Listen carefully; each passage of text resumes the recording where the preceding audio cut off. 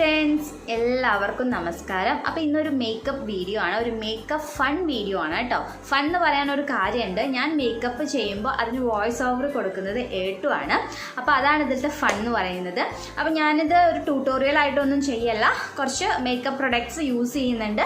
അപ്പോൾ അതെങ്ങനെയാണ് ഏട്ടു അതിന് വോയിസ് ഓവർ കൊടുക്കുന്നത് നമുക്ക് നോക്കാം. അപ്പോൾ വീഡിയോയിലോട്ട് കിടക്കുന്നതിന് മുന്നേ ഇതുവരെ ഈ ചാനൽ സബ്സ്ക്രൈബ് ചെയ്തിട്ടില്ലെങ്കിൽ ഒന്ന് സബ്സ്ക്രൈബ് ചെയ്യുക. തൊട്ടടുത്തുള്ള കുഞ്ഞു ബെല്ലൈക്കൺ കൂടി ഒന്ന് എനേബിൾ ചെയ്ത് വെച്ചാൽ ഞാൻ വീഡിയോസ് അപ്ലോഡ് ചെയ്യുമ്പോൾ നിങ്ങൾക്ക് പെട്ടെന്ന് നോട്ടിഫിക്കേഷൻസ് കിട്ടും.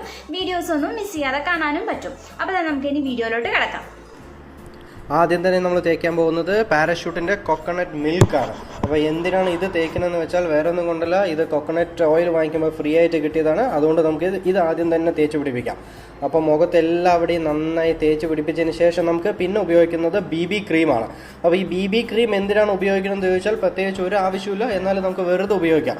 അപ്പോൾ അത് നമ്മൾ ആദ്യം ചെയ്യേണ്ടത് പൂച്ചയ്ക്ക് മീശ വരയ്ക്കുന്ന പോലെ രണ്ടവിടെയും നന്നായി വരച്ചതിന് ശേഷം പിന്നീട് നെറ്റിയിൽ എല്ലാം തേച്ച് പിടിപ്പിച്ച് എല്ലാ ഭാഗത്തും നന്നായിട്ട് വിരലുകൊണ്ട് തേച്ചാക്കണം.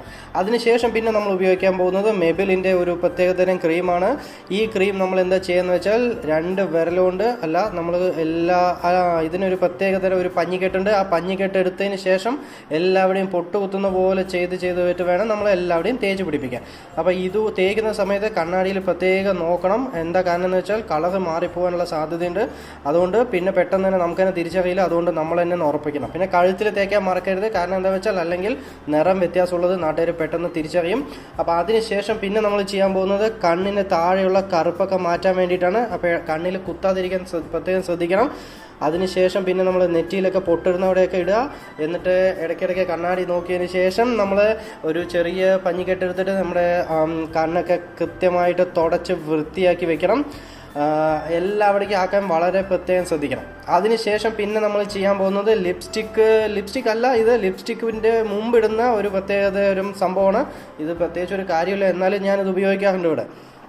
അതിനുശേഷം നമ്മൾ ചെയ്യാൻ പോകുന്നത് കണ്ണ് കുറച്ചുകൂടെ ഭംഗി വരുത്താണ്. അപ്പോൾ കണ്ണ് ഭംഗി വരുത്തുന്നതിന് മുമ്പ് തന്നെ നമ്മൾ പുരുകം ഭംഗി വരുത്താൻ തീരുമാനിക്കുകയാണ്. അപ്പോൾ പുരുകം ഭംഗി വരുത്തുന്നതിന് വേണ്ടി നമുക്ക് പുരുകമൊക്കെ നന്നായിട്ട് തേച്ചൊരച്ച് കഴുകുക. നന്നായി തേച്ചൊഴിച്ച് കഴുകുന്നത് നിങ്ങളിപ്പോൾ കണ്ടുകൊണ്ടിരിക്കുന്നത്. തേച്ചൊരച്ച് കഴുകുമ്പോൾ തന്നെ കണ്ടില്ലേ, നല്ല നിറം വന്നു, കറുത്ത കാക്ക കളക വന്നു. അപ്പോൾ അതിനുശേഷം പിന്നെ ഒരേപോലുള്ള നിറമുണ്ട്. അപ്പോൾ ഞാനിത് അത്തളത്ത് പിത്തള തവളാച്ചി എന്ന് പറഞ്ഞ് ഒരെണ്ണം സെലക്ട് ചെയ്തു തിന്ന്. എന്നിട്ട് അതെടുത്തിട്ട് ഞാൻ പുരുകത്തിൻ്റെ താഴെ ഇങ്ങനെ പതുക്കെ ഇങ്ങനെ വരച്ചു കൊടുക്കുക. അപ്പോൾ അതെന്തിനാണ് വരയ്ക്കുന്നതെന്ന് വെച്ചാൽ ഇങ്ങനെ ചെയ്തു കഴിഞ്ഞാൽ പുരുകം നല്ല കൃത്യമായിട്ട് ഹൈലൈറ്റ് ചെയ്ത് കാണാൻ പറ്റും. അപ്പോൾ നമ്മളതിന് മുമ്പ് വരച്ച് വെച്ച പുരുകമാണെന്ന് ആർക്കും അറിയില്ല. അപ്പോൾ വളരെ നാട്ടുകാരെ പറ്റിക്കാൻ ഇത് വളരെ എന്താ പറയുക സഹായകരമാണ്. അപ്പോൾ നിങ്ങളെല്ലാവരും ഇത് എന്തായാലും വീട്ടിലൊന്ന് ട്രൈ ചെയ്ത് നോക്കണം. അപ്പോൾ രണ്ട് പുരുകത്തിൻ്റെ അവിടെ നന്നായി ചെയ്തതിന് ശേഷം പിന്നെ വേറൊരു ബ്രഷ് എടുത്തിട്ട് നന്നായി ഉരച്ച് തേച്ച് പിടിപ്പിക്കുക. അപ്പോൾ നല്ല പെയിൻറ്റിങ് വർക്കാണിത്. അപ്പോൾ നിങ്ങൾ പണ്ട് കളിക്കുടുക്കിയിലൊക്കെ വരച്ചിട്ടുണ്ടെങ്കിൽ പെയിൻറ്റിംഗ് ഒക്കെ ചെയ്തിട്ടുണ്ടെങ്കിൽ ഇത് വളരെ ഹെൽപ്ഫുള്ളായിരിക്കും നിങ്ങൾക്ക്. ഇപ്പം നമ്മൾ കണ്ണിൻ്റെ പണി കഴിഞ്ഞു, ഇനി കണ്ണിന് ചെറിയൊരു പണി കൂടെ ഇനിയാണ് നമ്മൾ ശരിക്കുള്ള ഹൈലൈറ്റ് പണികൾ കൊടുക്കാൻ പോകുന്നത്. അപ്പോൾ ഡെക്കറേഷൻ ഫുള്ള് ഡെക്കറേഷനാണ്. ഇപ്പോൾ നമ്മൾ കിളിപ്പച്ച കളറല്ല, ഈ പിന്നെ ഒരു ചുവപ്പ് കളറുണ്ട്, ഒരു ചെറിയ ചുവപ്പ് പോലത്തെ ഒരു കളറുള്ളൊരു പൊടിയുണ്ട്. അത് നമുക്ക് കണ്ണിൻ്റെ മുകളിൽ പുരട്ടാം. അപ്പോൾ എന്തുകൊണ്ടാണ് നമ്മളിത് കണ്ണിൻ്റെ മുകളിൽ പറ്റുന്നത് വെച്ചാൽ പിന്നെ ഇടയ്ക്കിടയ്ക്ക് നമ്മൾ മറ്റേ കണ്ണുകൊണ്ട് നോക്കുകയും വേണം. ഇത് അവിടെ തന്നെ അല്ലേ പറ്റുന്നത്, നിങ്ങളൊക്കെ കാണുന്നില്ലേ എന്നൊക്കെ നമ്മൾ ഇടയ്ക്കിടയ്ക്ക് നോക്കണം. അപ്പോൾ കണ്ണിൻ്റെ മുകളിൽ നമ്മൾ പറ്റി കഴിഞ്ഞു. കണ്ണിൻ്റെ മുകളിൽ പുരട്ടി ഇനി നമുക്ക് ഗിൽറ്റ് ഇടാം കണ്ണിന് കൂടുതൽ ഡെക്കറേഷൻ.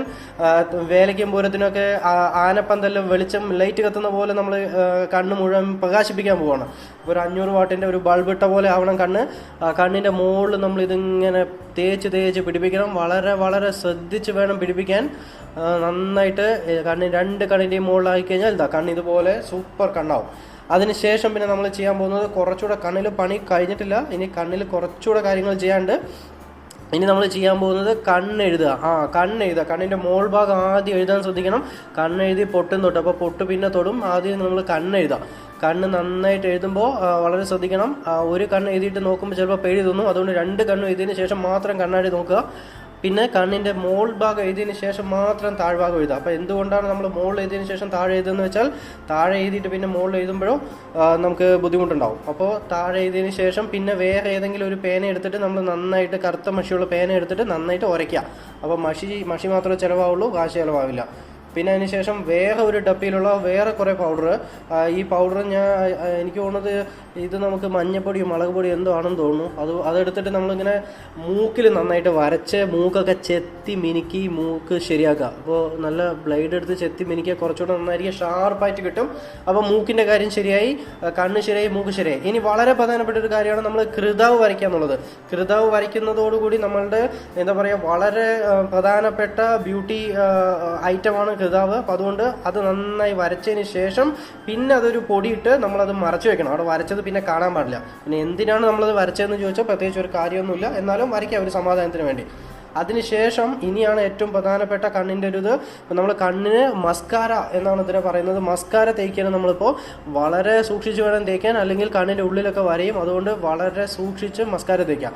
ഇപ്പോൾ ഒരു പ്രത്യേകിച്ച് ഒരു മാറ്റമൊന്നും കാണില്ല, എന്നാലും ഒരു മനസ്സിനൊരു സമാധാനം. അതിനുശേഷം പിന്നെ നമ്മൾ ലിപ്സ്റ്റിക്കാണ് ഇടാൻ പോകുന്നത്. അപ്പോൾ ലിപ്സ്റ്റിക് ഇടുമ്പോൾ പ്രത്യേകം ശ്രദ്ധിക്കണം, നമ്മൾ ഡ്രസ്സിൻ്റെ അതേ കളർ ലിപ്സ്റ്റിക് ഇടാൻ നോക്കുക. അപ്പോൾ കുറച്ചുകൂടെ വളരെ നന്നായിട്ട്. അപ്പോൾ ഇങ്ങനെ ചെയ്ത് കഴിഞ്ഞാൽ എന്നെ പോലെ നിങ്ങൾക്കും ബ്യൂട്ടിഫുൾ ആവാൻ പറ്റും.